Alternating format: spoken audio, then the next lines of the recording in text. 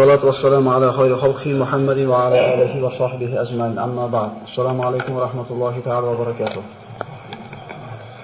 الله سبحانه وتعالى قرآن الكريم مرحمة قلده أعوذ بالله نحن نقص عليك أحسن القصص بما أوحينا إليك هذا القرآن وإن كنت من قبله لمن الغافلين.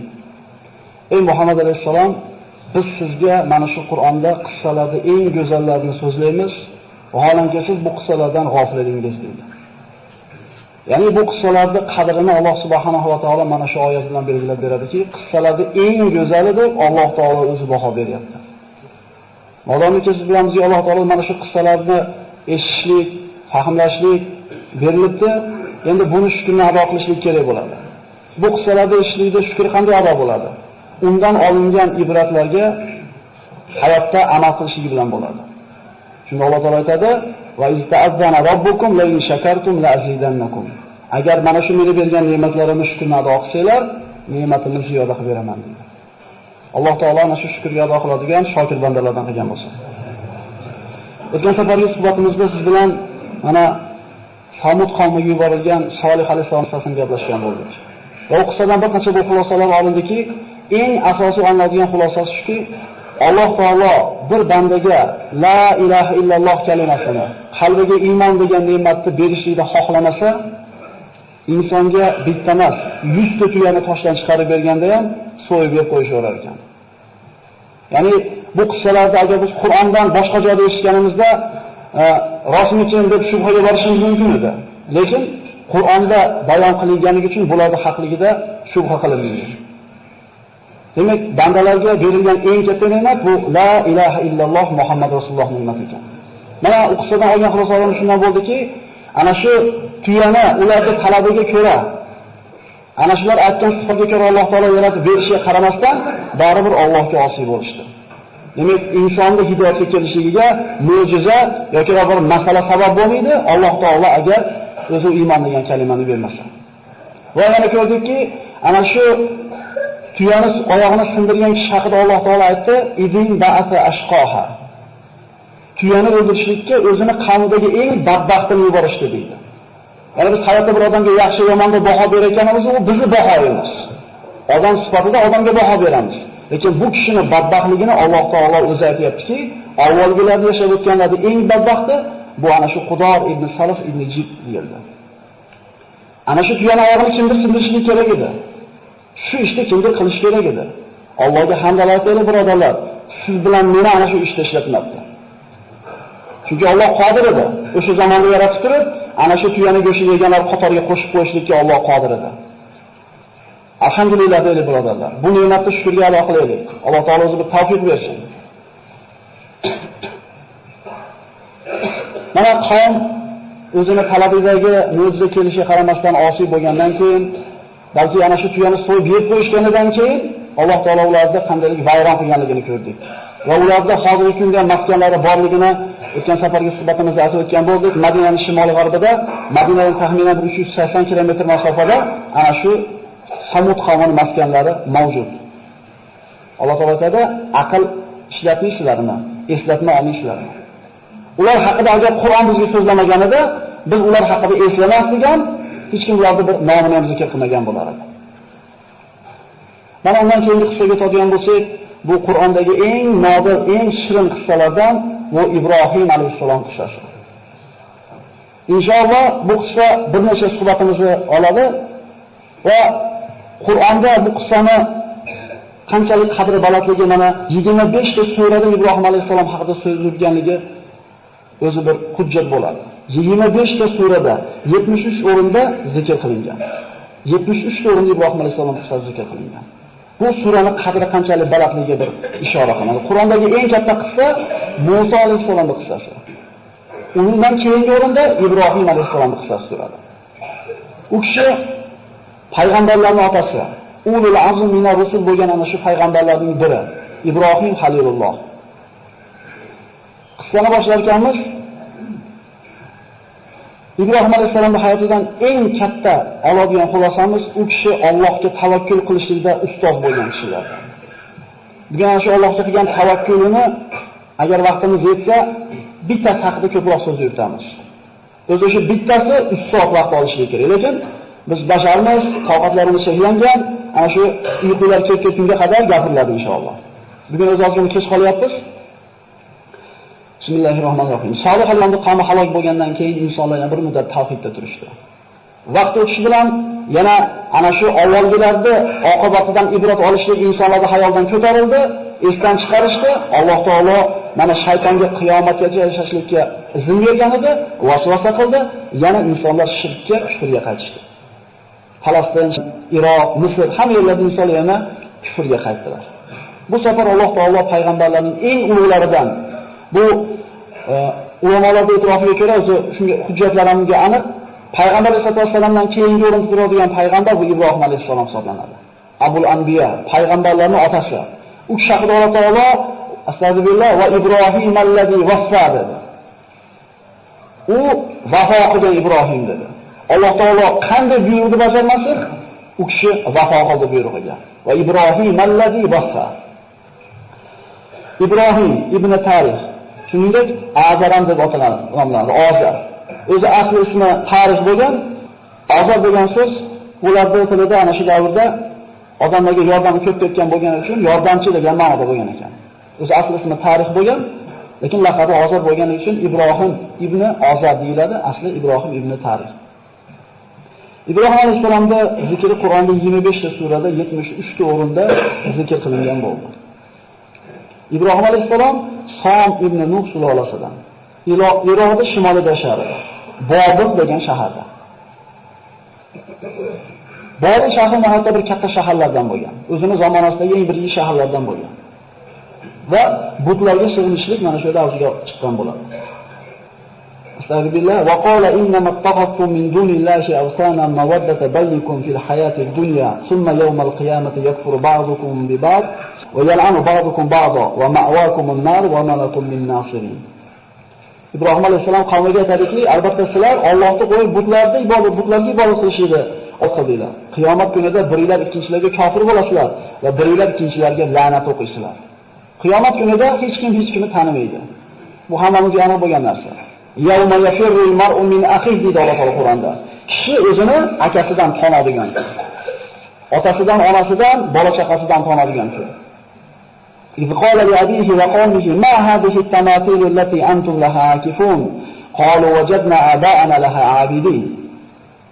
İbrahim otasiga va qavmiga qarab aytdiki, bu sizlar sig'inayotgan timsollar, butlar nima?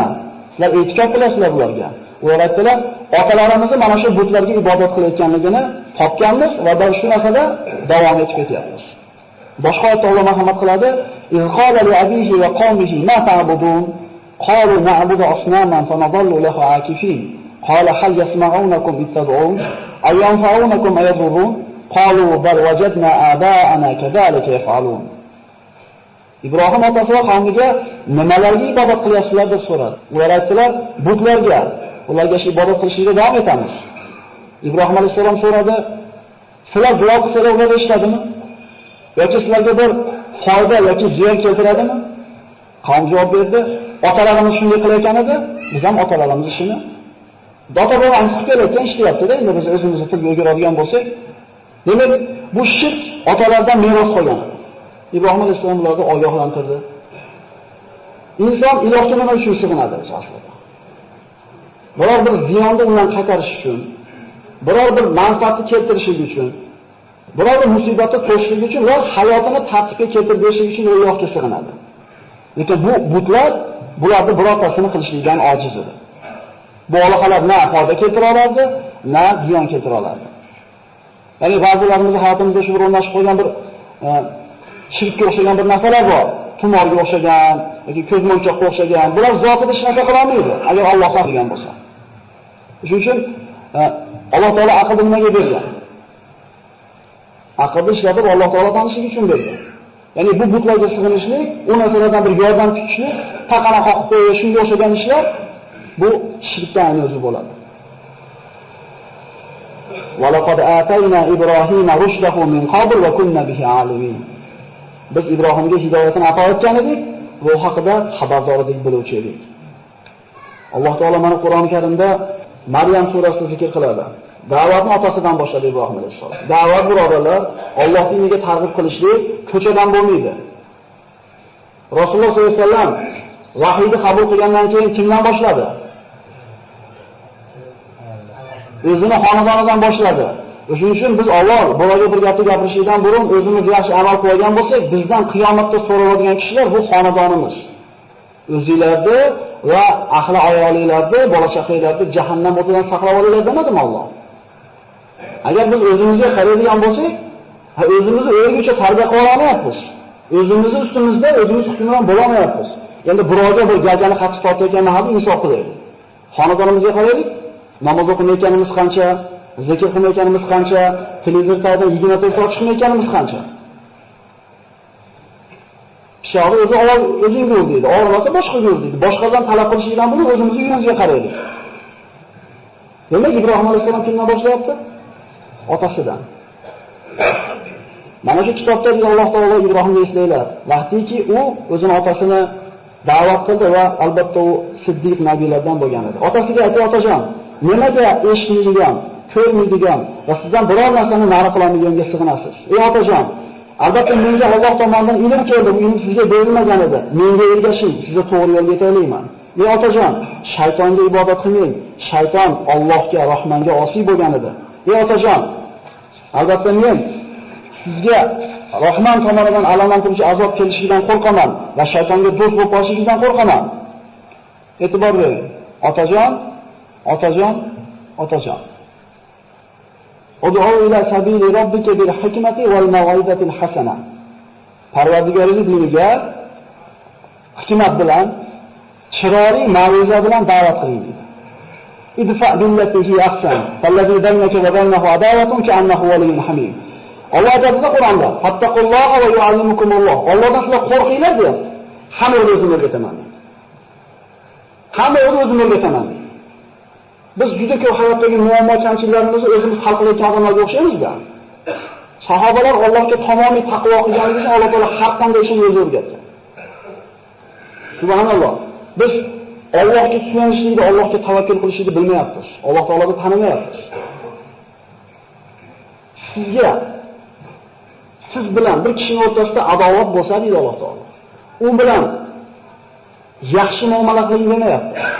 Eng yaxshi muomalani qiling deyapti. Hasan demayapti, ahsan deyapti. Yana tilda shunga birodarlarimiz farqiga bo'ladi. Eng go'zal muomalani qiling, shunda siz bilan adovatlashib yurgan kishini o'zingizga eng yaqin do'st bo'lganligini ko'rasiz deyapti. Biz qilamizmi shuni? Shuning uchun o'rtamizda ana shu adovati bor odamlarning soni ozayishidan ko'payib boryapti. Alloh taolo o'rgatyapti bu yerda.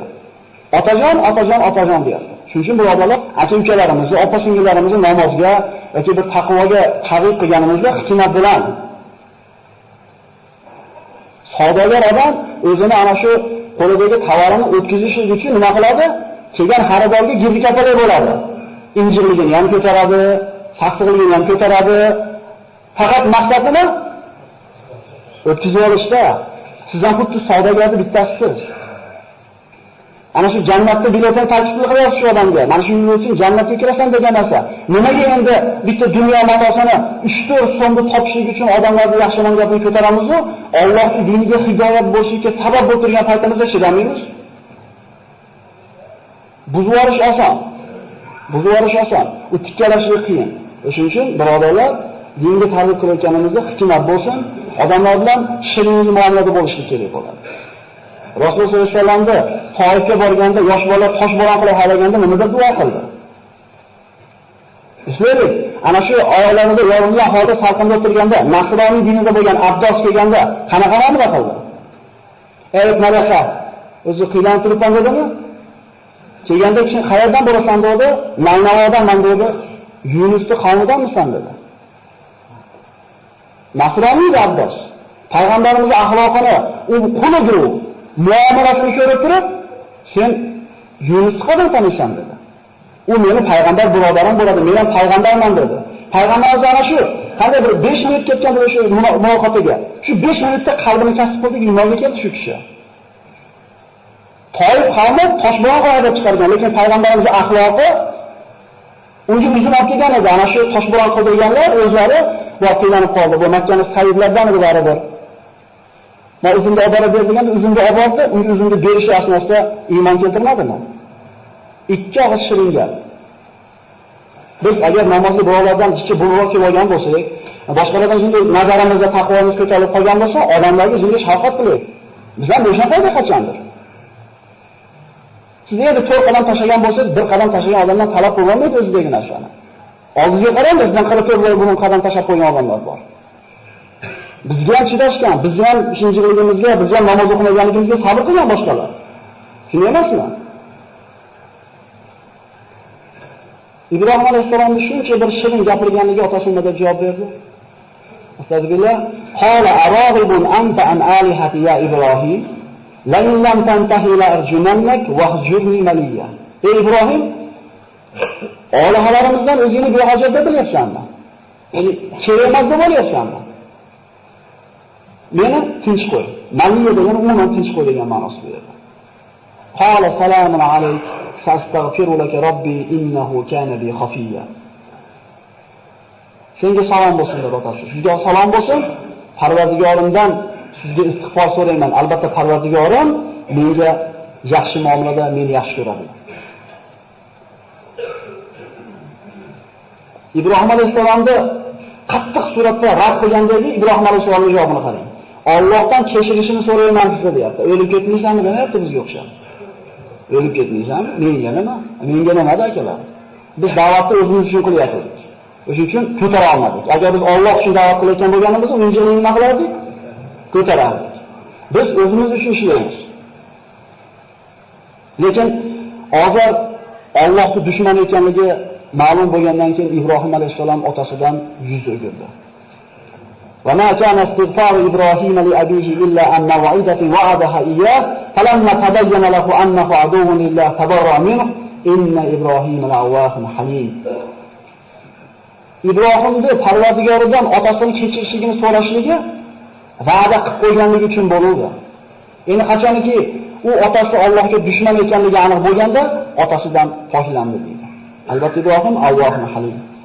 Bundan shunday xulosalanadiki, mo'min odam kofirga Alloh gunohini kechirsin deb duo qilishligi shar'an harom hisoblanadi. Shuni hujjat olamiz bu yerda. Bir boshqa dindagi mushrik bo'lgan, kofir bo'lgan kishiga Alloh rahmat qilsin deyishi mumkin emas musulmon kishiga. Hatto Rasululloh sollallohu alayhi vasallam ana shu g'azablarga chiqib ketayotganda bir joyga borib turib, bir qabr bir joyga borib ro'za qattiq yig'laydi. Agar o'qigan bo'lsa shu yerlarini. Hamma hayron bo'lganda mana shu joyda meni olam ko'milgan deydi. Allohdan istig'for etib gunohni kechirishni so'raganimda Alloh rad qildi deydi. Shunga yig'ladim deydi. Muhammad alayhisolamning onasiga gunohni so'rab Allohdan duo qilganda Alloh taolo qaytargan bu narsani. Agar mumkin bo'lganda Muhammad alayhisolamga mumkin edi, mumkin bo'lganda Ibrohim Halilullohga mumkin edi. Musulmon faqat musulmonga Alloh rahmat qilsin deyishlikka haqqi bor.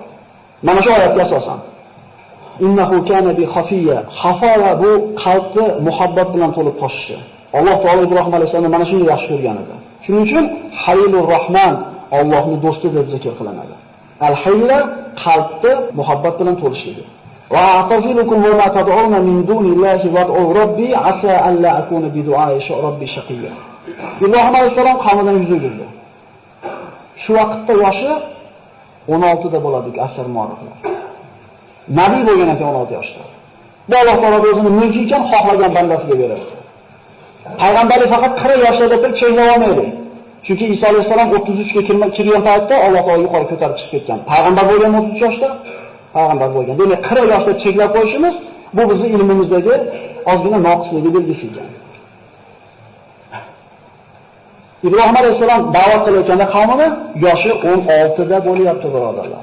Biz 16 ga kirgan bolalarimiz biz kallasida nima gap, nima so'z. Biz nima bilan to'g'izgan bo'lsak, ularning kallasini shu 16 yoshgacha shunaqa bilan to'lgan. 3 litrli bankaga nimani solsangiz shu bilan to'ladi. Agar siz to'g'izmasangiz, to'g'izib turadi ko'chadan. Hech kim uyida so'kinmaydi akalar. Qayerdan o'rgandik so'kinishni? Ko'chadanmi? Ana shu bankasiga, ana shu kallasiga biz kerak bo'lgan so'zlarni yozib o'sha papkalarni to'ldirib qo'ymasak, ko'chadan to'ldirib olyapmiz. Biz bolalarimizni jismini, kiyimini, qonini to'g'rishligi bilan boshidagi toni bilan avora bo'lyapmiz-ku. ana shu qalbi bilan ovora bo'lmayapti. Ibrohim alayhisalom nima qilishni o'ylay boshladi. Astagfirullah va tallahi la aqidanna asnamakum ba'da an tuwallu mudbirin. Ana shu shirkda asli manbai bo'lgan butlarni yo'q qilishni qasd qildi. Mana nozik bitta joyi shu bo'ladi, xulosa qilamiz. Ya'ni shu butlarni sindirib olsa, odamlar butga sig'inmay orada yashaydi, birodarlar. Yetib boryapti. Qasam Allohga dedi, sizlar bo'sh qo'yib qo'yganinglarda butlaringlarni parchalab tashlayman dedi. Buni yashirib o'tirmadi, oshkora aytdi. Ba'zi mufassirlar maxfiy qilgan deylar, yo'q, Alloh taolo mana shu oyatga qaraydigan bo'lsak, oshkora aytganligi ma'lum bo'lyapti. Allohga qasam, sizlar butlaringlarni xoli qo'yganinglarda men sindirib tashlayman dedi. O'zi odatda ularda butlar xonasida hech qachon butlar yolg'iz qolmasdi. Subhanalloh, insonlar aqli bir zoya bo'lsa shunday bo'lar ekanda. Butlarini oldiga ovqatlar kelib qo'yishar. Ertalab qo'yib, kech payt barakatli qilib berishdi butlarimizni ko'tarib ketishar. Alloh taologa ekan o'sha davrda yashaganimizda biz ham shuni to'g'ri ergashib ketsak kerak edi. O'shunga ham sanoatlimizmi Alloh? Qavm mana butda oldin hech kim bo'sh qoladigan holati yo'q deb aytdik. Qavmga bayrami bo'lardi. Ana shu bayramida ular butlarni tashlab shaharda tashqarisiga sayl qilgan chiqib ketishardi.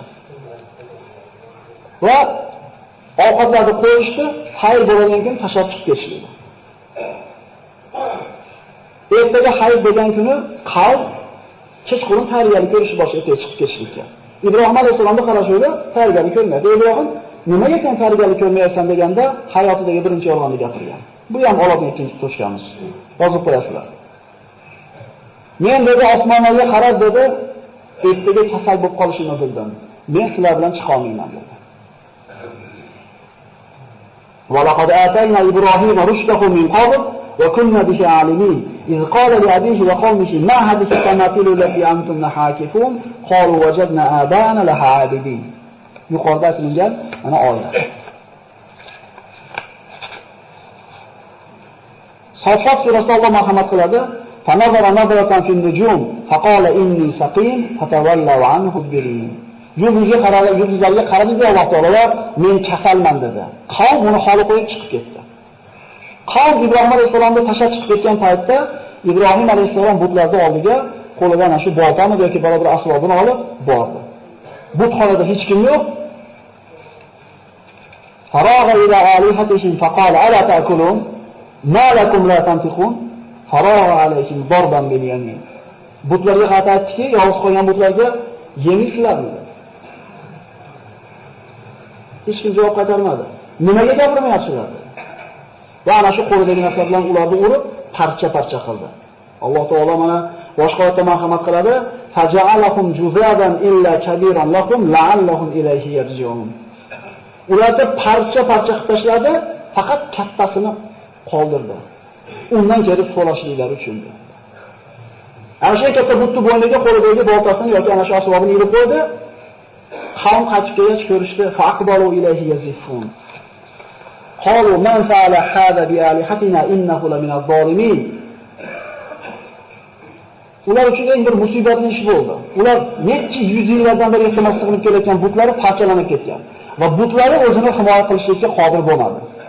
Bizi butlarimizni, bizi olihalarimizni kim bunday qildi? Albatta u zolimlardandir. Shunda aytdiki, qalu sami'na fatan yadhkurukum yuqalu lahu Ibrohim. Ibrohim degan bola ana shu butlarni sindiraman deb tahdid solib yurar edi. Ibrohim qilgan bo'lsa kerak deydi. Demak, oshkora aytganligi mana shu oyatdan ham aniq bo'ladi. Bekitmaganligi. Ta'tu bihi ala ayunin nas la'allahum yashhadun. Okelinglar, odamlar ko'rsin, muhokama qilaylik. Bobil ahlini hammasi Ibrohim alayhisalomni muhokama qilishlikka jamlanishdi. Ibrohim alayhisalomga shu kerak edi. Da'vatni yopiqga tuzmoqchi bo'ldi. Vaqtdan ozgina bir ehtiyot qilgan ma'noda oyatlarni tarjimasini aytib ketaveraman. Oyatlar yozilgan. Agar hujjat kerak bo'ladigan bo'lsa, kelasiz ko'rsatib qo'yamiz inshaalloh. Shu vaqtda tejashli niyatida o'zbekchasini aytib ketaveraylik. Ular aytishdi, "Ey Ibrohim, bularni Sen tashaladingmi? Ibrohim alayhisalom aytdi, yo'q dedi. Mana bu kattasi qildi dedi. Nima bo'lyapti? Ikkinchi marta yolg'on gapiryapti. Birinchi yolg'on ham Alloh uchun bo'lyapti. Ikkinchi yolg'on ham Alloh uchun bo'lyapti. Uchinchi yolg'on ham Alloh uchun bo'lgan. Lekin qo'rqar ekan qiyomat kunida. 3 marta yolg'on gapirgan aniq, 3 marta soni ham aniq. Biznikini soni aniq bo'lmagandek.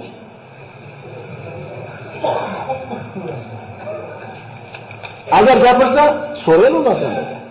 Shunda hammasi shu o'ziga qaytdi. O'ziga kelishdi. Aytdiki, innakum antumuz zolimun. Bu o'zingizlar zolim bo'ldinglar endi. Ya'ni gapiramizni butga sig'indilarmi? Demak, sizlar o'zingizlarga zulm qilgan bo'ldinglar. So'ngra boshlari yerga oqdi deydi. Ya'ni aqllari pastga oldi. Aql ishlatishlikka qodir bo'lmay qolishdi. Shunda Ibrohim alayhisalom ularga gap aytdiki, Allohdan boshqalarni sizlarga foyda ham ziyon ham keltira olmaydigan butlarga sig'inasizlarmi? Uflaysizlarga dedi. Va sizlar ibodat qiladigan narsalarga ham uf dedi. Shu deganimizni tilda akalar. Aql yurgizmaysizlarmi dedi. O'zingizlar yasab olgan butlarga sig'inasizlarmi? Alloh sizlarni yaratgandi-yu, sizlar nimalar qilib yuribsizlar? Bizga bu savol. Vallohu xalaqakum va ma ta'malun. Alloh sizlarni yaratdimi? Yaratdi bizni. Qul sizlar dedimi? Dedi. Va ma xalaqtul jinna val insa dedimi? Dedi. Sen qulsan banda, ibodat qil, rizqi meni zimmamga dedimi? Biz nima qilib yuribmiz? Ulamolar aytadi, bandani shajablanarli deydi. Alloh o'zini kafilligiga olgan narsani inson o'zi yelkasiga oladi-da, rizqini o'zining yelkasiga tashlab qo'ygan ibodatni Allohga qaytarib qo'yadi deydi. Bunday bo'lganida buni qilib qo'yishyapti. Rizqi mana bo'lgan, sen ibodat qil desa yo'q deyapti. Men rizqini topmayman, ibodat qilmaganimga kechirasan deyapti. Alloh sizlarni yaratganda nima qilyapsizlar deyapti Alloh. Shuncha hujjat, shuncha dalil, shuncha ochiq mantiqni ko'rib qavm o'zgarlik qildi. Ularda ana shu olihalarning sinib ketishligi o'ziga katta ish edi, lekin shuncha narsadan keyin ham ular iymonga kelishni xohlashmadi. Qalibun alahu bunyanan falquhu fil jahim. Ibrohim alayhisalom bilan tortishlikka majol topsholmay qolgandan keyin, hujjat dalil bilan yeng olmagandan keyin kuch ishlatishdi. Kuch ishlatishlik botil taraf tomonidan bo'ladi. Mutahamlik qilasiz-ku, yengilib qolayotganingizni aniq bo'lganda. Mushtlishga tushirasiz. Ya'ni bular ham mana shu hujjat dalil keltirishdan ojiz bo'lgandan keyin aytishdiki, unga bir bunyon qilinglar-da, uni o'tga o'rgatinglar dedi. Ibrohim alayhisolamni himoya qiladigan birorta odam yo'q edi. Mana darsimizning eng bir manzur joyi ekanlar. Buyurildi. Butun Bobil ahli, katta, kichik, erkak, ayol, yosh, qarisi o'tin jamlashdi. Birorta odam yo'q Ibrohim alayhisolamga qo'ylar endi, yosh ekan deb qo'yadigan. Lekin Ibrohim alayhisolam xotirjam. Ana shu toshlarni yig'ishib bir hovuz qilishdi. O'tinni to'plashdi. Butun bir shahar ahli to'plab, olib kelgan o'tin qancha bo'ladi? Juda katta bir binochalik o'tin bo'ldi. Tandirga o'zib paytingizda to'rtta cho'pni ko'proq tashlab olsangiz, zarat yonsa 1 kilometr berib turishga to'g'ri keladi. Bu yerda hamma o'zib qo'yayotgan, vallohu alam. Endi butun vodi tashlab olsangiz qana bo'lardi. Endi mana shu binochalik o't yongan paytda uni oldiga qancha darajada yaqin kelish mumkin? Yaqin kelamaganligidan, o'tni kattaligidan manjaniqni olib kelishdi. Ya'ni ana shu qadim zamonlarda qasrlarga tosh uloqtiradigan asbobda arab tilida manjaniq deydi. Ibrohim alayhisolamni oyoq qo'lini bog'lab, ana shu manjaniqni kapkiliga o'tkazishdi. Birorta odam yo'q, qo'yinglar deydigan. Ibrohim alayhisolam xotirjam. Shunda Rasululloh sollallohu alayhi vasallam mana Imom Buxoriy rivoyat qilgan hadisda aytadi, Ibrohimni ana shu Allohga uloqtirishayotgan paytda o'qigan duosi: Hasbunalloh va ni'mal vakil. Allohning o'zi bizga kifoya. Faqat unga suyanamiz. Unga tahdid qilishmayapti, unga qo'rqsa qilishmayapti. Hozir o'tga uloqtirib olishi aniq. Birorta yordamchisi yo'q. Lekin qalbni holatini ko'ring. Tavakkul tamomiy. Hasbunalloh. Bizning ishimiz Alloh qo'lida. Ya'ni Allohga aytgandan boshqa narsa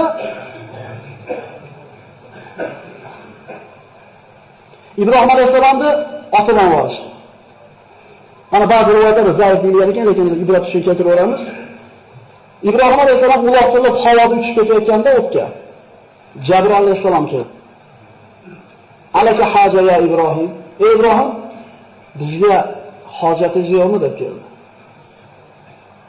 Allohga tavakkul qilgan bandasini xizmatiga kimlar o'zini taklif qilyapti? Kim akalar Jabril alayhisalom? Shadidul quva akalar.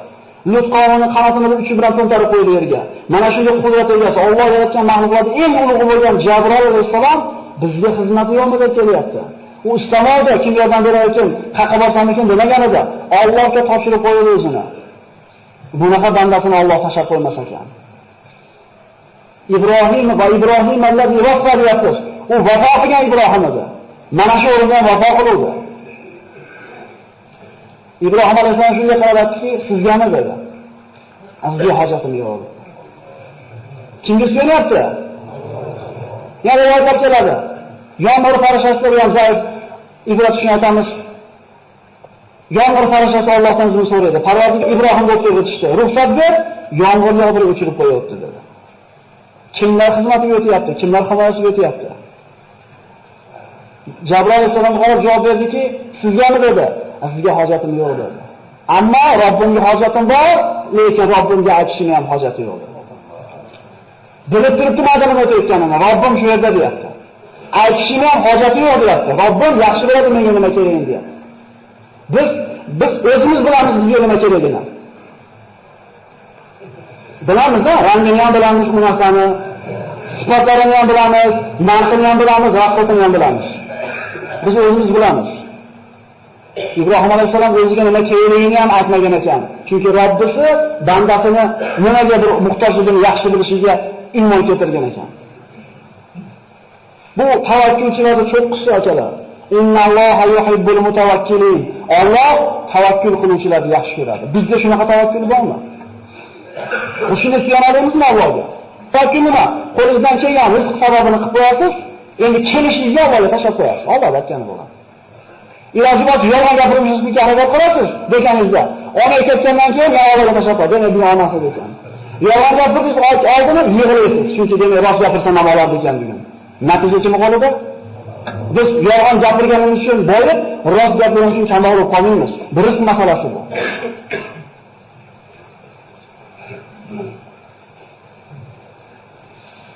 Tavakkulchilarning ustozi kim ekan? Lekin Alloh taolo bunaqa bandasini farishtalarga ham tashab qo'ymas ekan ishini. Aytdiki, Alloh tavakkul qiluvchilarni, o'ziga suyanuvchilarni yaxshi ko'ra bo'ladi. Yaxshi ko'rgan o'g'limizga, yaxshi ko'rgan qizimizga sovuq shabadan avo ko'rmaymiz.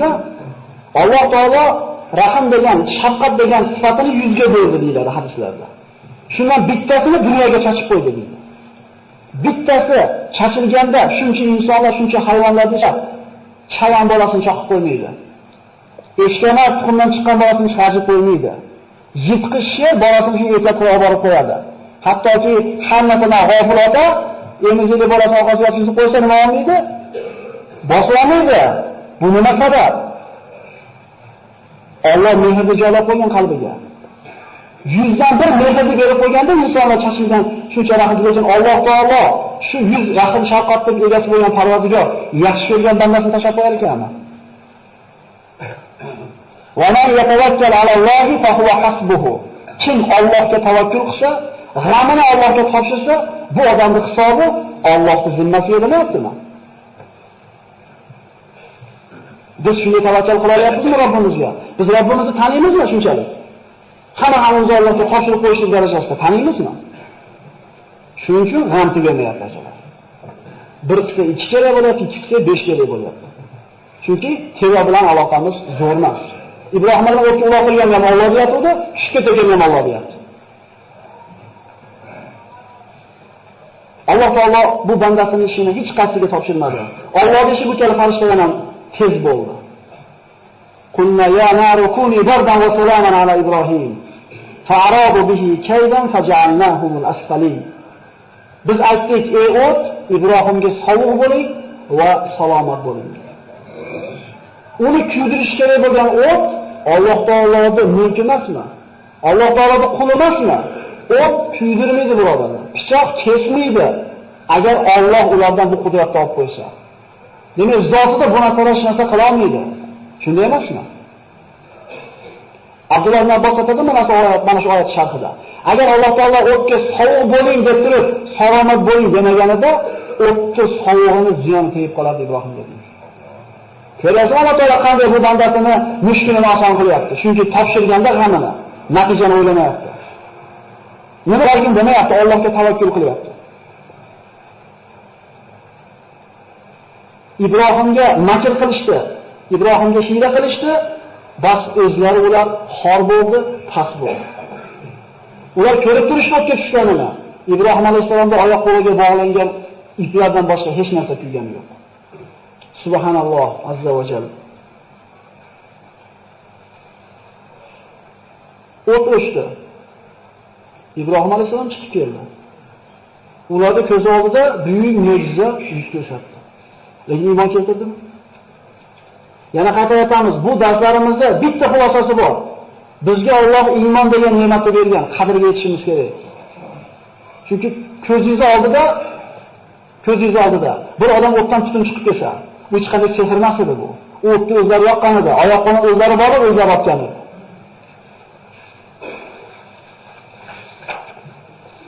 Ibrohim alayhisalom ba'zi rivoyatlarda keltiriladi, hayotning eng lazzatli kunlari deydi.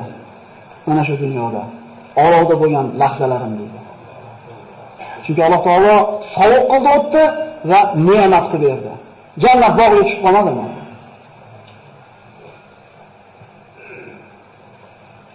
Qavm shundan keyin kofirligicha qolaverdi. Tayyorgarligimizni yarmi ham yetib olmadi, inshaalloh keyingi darsda davom etamiz. Xulosalaymiz. Ibrohim alayhisalom butlarni sindirdi. Oqibati nima bo'ldi? O'tga uloqtirishdimi? Bu qissalarda bir ko'ngilxushlikka eshitib qo'ymaydi birodarlar. Bundan xulosa olaylik. Musa alayhisalom bitta Yahudi ilmani Misrlik qibtiyni bir shapaloq bilan o'ldirib qo'ydi. Nima bo'ldi? Qavmini tashlab chiqib ketdimi? Ibrohim alayhisalom butni sindirib qo'ydi. Nima bo'ldi? O'tga uloqtirdimi? Alloh taolo bizga o'rgatyapti. Ey musulmonlar, bir ishni qilishdan burun oqibatini o'ylaylar. Agar shu qiladigan ishlarda oqibatida ziyon keladigan bo'lsa, qilinglar deyapti. Tushunarlimi? Odam alayhisolamning bir rivoyatda shuni bir chiroyli farzandlar qilgan 5 ta narsa bor ekan, shu bilan tugatamiz inshaalloh suhbatimizni.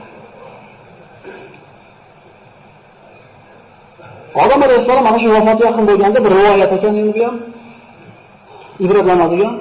Farzandlarini yig'ib turib aytgan ekanki, ko'zi og'lashgan birosan deb qimillab olsanglar, qonlanib uyqu yosiladi. Bir shirin joy keldi-da. Nasiba bergim kelmayapti. Farzandlarim to'plab aytgan ekanki, bolalaringizga aytinglar, yana biz otamiz aytayapti. Dunyoda xotirjam yashashmasin. Chiqib ketishligi haqida xotirjam bo'lib qolishmasin. Dunyoga musofirligi esdan chiqmasin. Biz dunyoda abadiy yashaymiz deb xotirjam bo'lmasin. Chiqib ketishligini esdan chiqarib qo'yishmasin. Agar men ham jannatdan chiqib ketishim mumkinligini esdan chiqarmaganimda, menga yetgan musibat yetmasmidi ekan? Alloh taolo aytganmidi? Mana bu jannat. Vaqtdan boshqa gaplashganmiz, eslasanglar.